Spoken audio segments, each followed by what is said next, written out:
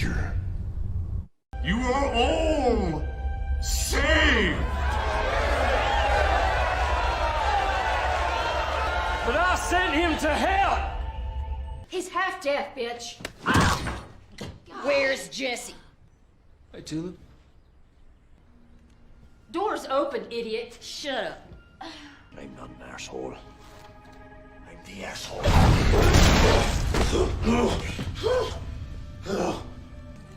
This is medicine for you.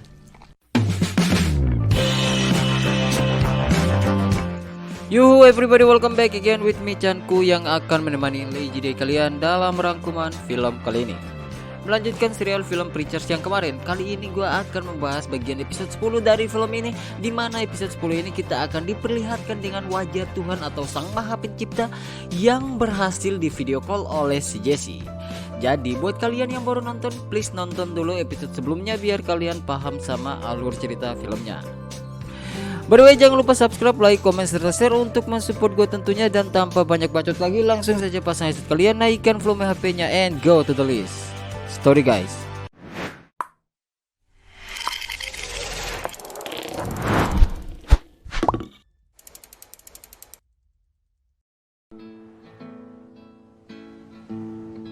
They went for a ride. In other news, Film diawali dengan kota End Village, yang mana kota ini adalah tempat tinggal si Casey, untuk kemudian terdengar morning news atau suara berita pagi yang bilang bahwa 17 jam 22 menit akan datang Tuhan ke kota End Village sesuai dengan janji Jesse kepada warga di sana. Dengan viralnya berita itu tentu terdapat pro dan kontra, namun lebih banyak kontranya, di mana ketika dikejar oleh polisi, si nenek yang melihat Jesse lari, ia malah menunjukkan arah lari si Jesse kepada polisi. Dan inilah dia film Preacher Season 1 episode 10 yang menjadi penutup season kali ini.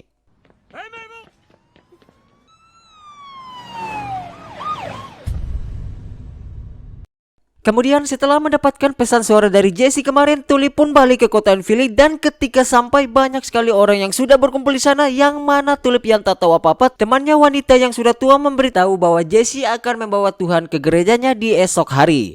Untuk kemudian karena diberitahu Jesse sedang ditangkap, kemudian berhasil lolos dari tangkapan itu, tentu feeling si Tulip Jesse berada di rumah Donnie.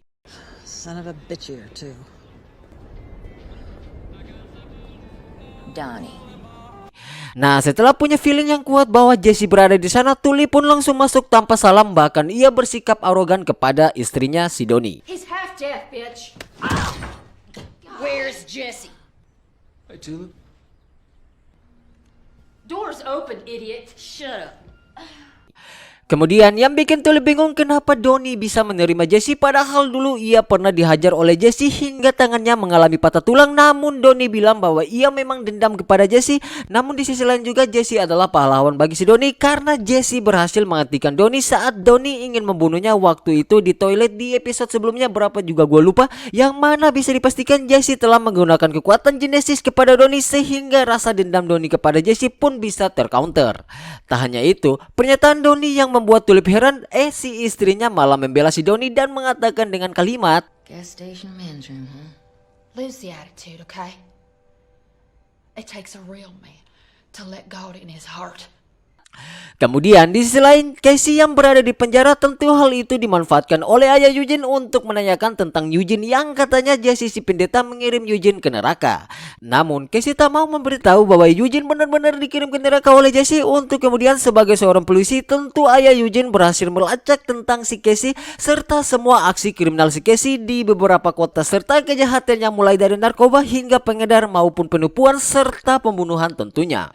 Akan tetapi yang membuat ayah Eugene sedikit terkejut, ternyata umur si Jesse sudah lebih tua darinya, yang mana karena takut orang-orang tahu bahwa ia adalah seorang vampir, Casey pun mencoba menyerang ayah Eugene dan tiba-tiba I'm not an asshole. I'm the asshole.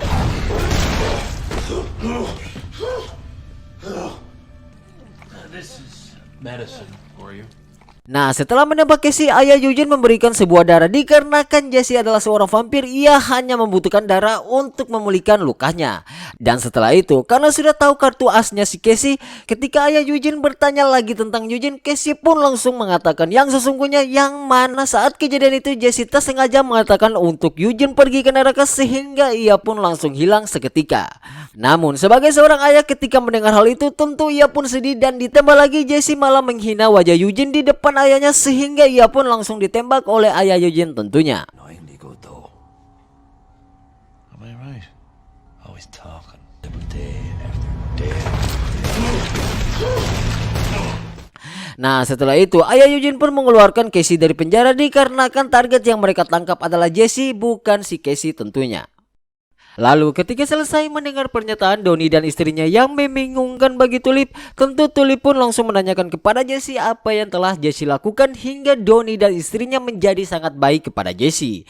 Namun saat Jesse ingin memberitahu bahwa ia punya kekuatan, Tulip memotong pembicaraan itu yang mana ia ingin Jesse melakukan sesuatu untuknya, di mana ketika ia membuka bagasi mobil, Kill.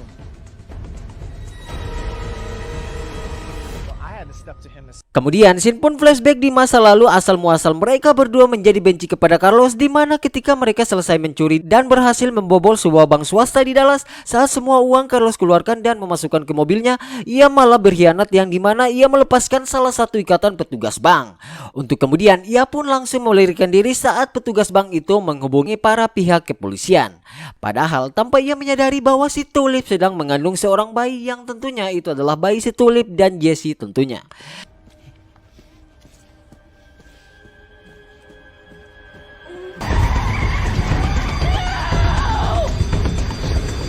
Dan karena sudah mengingat hal itu, Jesse yang awalnya sudah lupa dengan insiden tersebut, ia pun langsung menojok wajah Carlos sambil berkata, "Why?"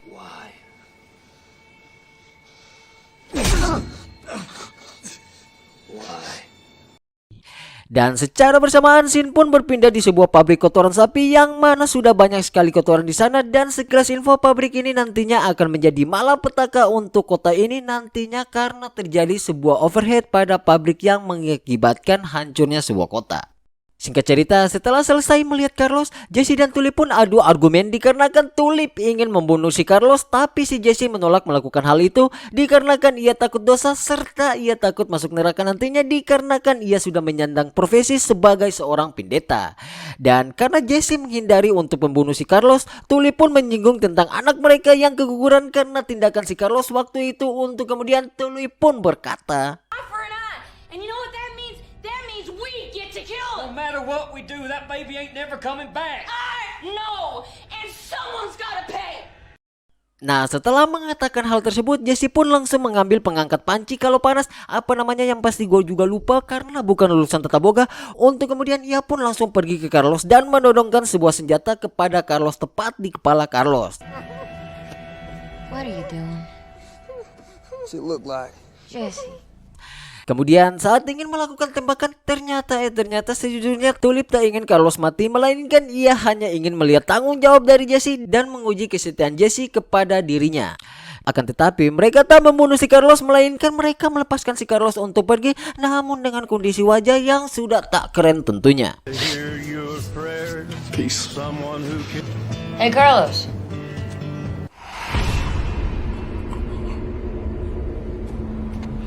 Singkat cerita, esok harinya tepat di hari Minggu, karena Jesse menjadi buronan polisi, tentu gerejanya dijaga ketat oleh pihak kepolisian.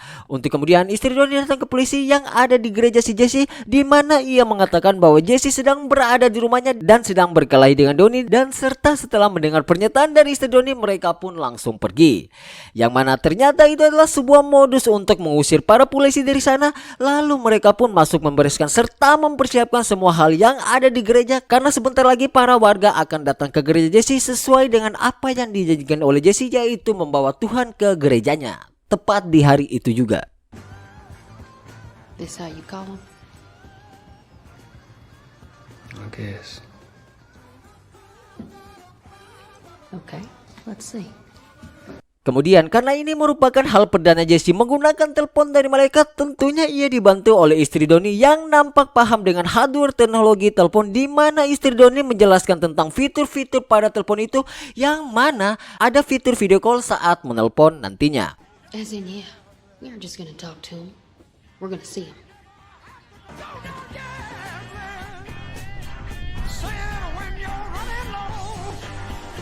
Kemudian setelah semua kerisauan itu sudah bisa diatasi, tak lama setelah itu sudah banyak orang yang berdatangan ke gereja untuk melihat Tuhan yang akan didatangkan oleh si Jesse sesuai janjinya.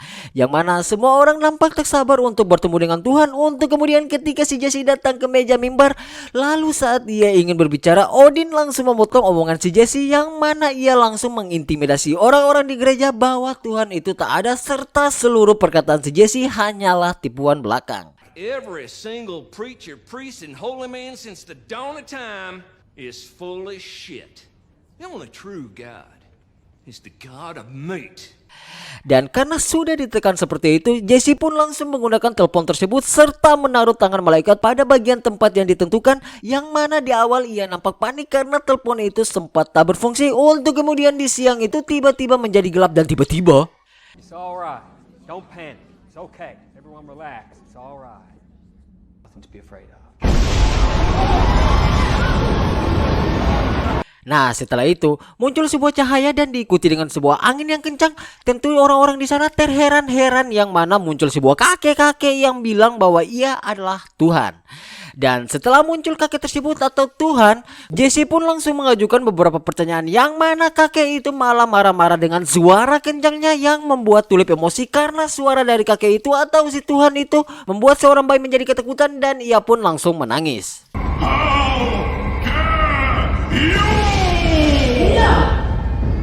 How dare you?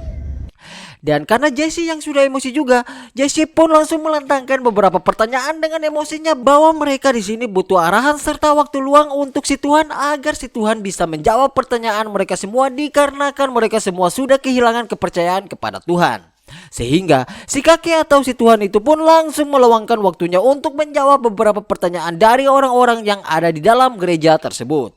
So if we are your children, why don't you act like a father and answer some goddamn questions? Very well. What are your questions? Kemudian karena banyak sekali orang yang berebutan untuk bertanya dan tak terkontrol forum tersebut, Odin pun berdiri untuk kemudian ia melantangkan suaranya tentang keluarganya yang mati akibat kecelakaan, di mana Odin menanyakan apakah keluarganya berada di samping Tuhan alias di surga tentunya. With you? Yes. She is here. Mendengar semua keluarganya masuk di surga, tentu Odin pun langsung terdiam dengan mata berkaca-kaca. Lalu setelah itu Tuhan atau si kakek ini memberikan kesempatan khusus untuk Jesse agar bertanya, yang mana Jesse bertanya bahwa ia merasa gagal sebagai seorang pendeta karena tak becus dalam mengajarkan ajaran Tuhan, sehingga terjadi persimpangan pemikiran atau jalan yang tak diharapkan oleh dirinya bahkan Tuhan sendiri. Namun si kakek atau Tuhan juga gak tahu, yang pasti beliau bilang bahwa mereka semua yang mengakui dirinya adalah Tuhan dan sudah mengikuti ajarannya, maka semua dosa kecil hingga dosa besar pun akan diampuni dan mereka semua akan selamat jika mereka meninggal nantinya. Bahkan si Eugene pun yang telah dikirim ke neraka pun akan selamat jika saja ia mengikuti ajaran Tuhan tentunya. Dan mendengar kata dari si kakek atau si Tuhan itu, orang-orang yang berada di dalam forum itu pun langsung bersorak gembira tentunya. You are all saved. But I sent him to hell! Tak lama setelah itu sindrom para jamaah di dalam ruangan tersebut langsung berubah 180 derajat, yang mana Jesse mengatakan bahwa ia mengirim si Eugene ke neraka, untuk kemudian Tuhan atau si kakek juga heran dengan pernyataan si Jesse hingga ia menanyakan bagaimana cara Jesse melakukan hal itu. Yang mana bisa dipastikan si kakek ini bukan Tuhan, karena jika dia Tuhan tentu ia pasti tahu seluruh seluk beluk umatnya, dan karena si ngaku-ngaku Tuhan ini gak tahu apa-apa tentang kekuatan genesis yang ada di dalam tubuh Jesse, Jesse pun menjadi curiga dan ditambah lagi beliau juga tak menjawab pertanyaan dari Jesse, yang mana hal itu membuat Jesse geram, untuk kemudian Jesse pun langsung bilang bahwa yang berada di depannya adalah bukan Tuhan. You're not God, are you? I am the Alpha and the Omega. No, you're not. Lalu, beliau pun mengaku bahwa ia adalah Alpha dan Omega dan bintang dari timur yang sangat terang. Untuk kemudian karena Jesse terus menekan kakek tersebut serta dikata-katai bahwa ia adalah seorang penipu, Jesse pun menggunakan kekuatan Genesisnya, di mana kekuatan dari si Jesse tak bisa dihalau oleh kakek tersebut, sehingga kakek pun langsung bilang bahwa Tuhan telah tiada, bahkan ia juga tak tahu Tuhan sedang berada di mana. Terus yang jadi pertanyaan, lalu siapa kek? Dari tadi ngaku Tuhan sampai sombong banget gitu. I don't know. Where is he? I don't know. He's missing.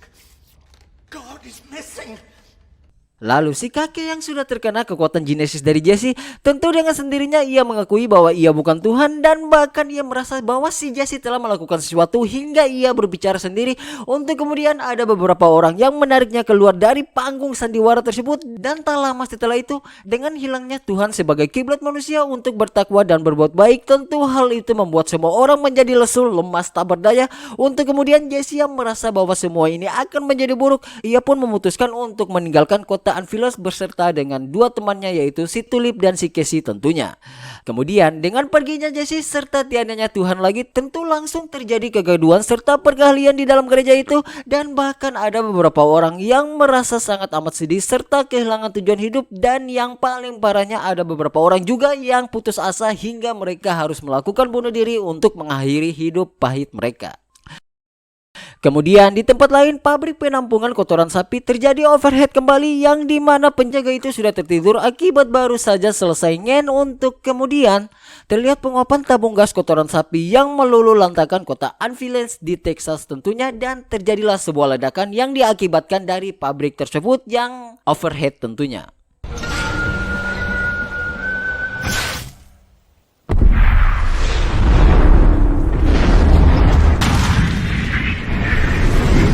Setelah itu, scene pun berpindah pada Jesse, Casey, dan Tulip yang sudah keluar dari kota Anfield, di mana tujuan mereka saat ini yaitu akan pergi untuk mencari keberadaan Tuhan, dikarenakan Tuhan sudah menghilang entah kemana, serta tujuan Jesse hanya untuk membantu Tuhan dikarenakan ia merasa Tuhan sedang dalam masalah, yang mana karena rencana ini sudah matang. Ketika ingin pergi, Eugene yang awalnya sudah menghilang, ia kini bekerja di sebuah kafe, di mana sebelum pergi Jesse berjanji bahwa ia akan mengembalikan Eugene nantinya. Dan setelah itu, ketika mereka keluar dari kafe, terdengar berita di TV yang mengatakan bahwa kota Anfield sudah hancur lebur serta seluruh warga di sana bisa dipastikan semuanya sudah tewas dan tak sempat dievakuasi oleh tim Basarnas tentunya. Lalu ketika mereka akan pergi, Tulip yang penasaran dengan kekuatan Genesis yang berada di tubuh Jesse, ia pun menyuruh Jesse untuk memperlihatkan kekuatan Genesisnya yang hebat itu serta tak bisa ditandingi oleh siapapun. Dan Jesse pun langsung menunjukkan apa yang ada di dalam tubuhnya. Kiss me. Kemudian di tengah hancurnya kota Anfiles terlihat salah satu malaikat perempuan yang ada di episode sebelumnya keluar dari kota itu, di mana ia nampak baik-baik saja dikarenakan setiap malaikat yang mati mereka akan hidup kembali. Untuk kemudian saat sedang berjalan ia ditembak oleh seseorang, di mana orang itu adalah si pria koboi yang sedang mencari Jesse, dan film pun selesai guys.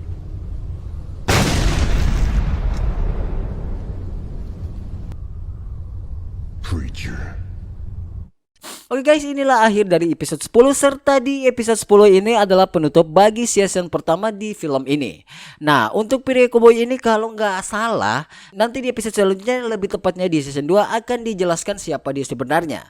Bahkan, si pria koboi ini sangat amat ditakuti oleh beberapa orang yang sangat religius dikarenakan ia dikenal tak pernah kalah dalam pertarungan, dan karena reputasi itulah Fiorin dan Blaine rela pergi ke neraka hanya untuk meminta bantu kepada si pria koboi untuk membantai si Jesse karena Jesse mempunyai kekuatan Genesis.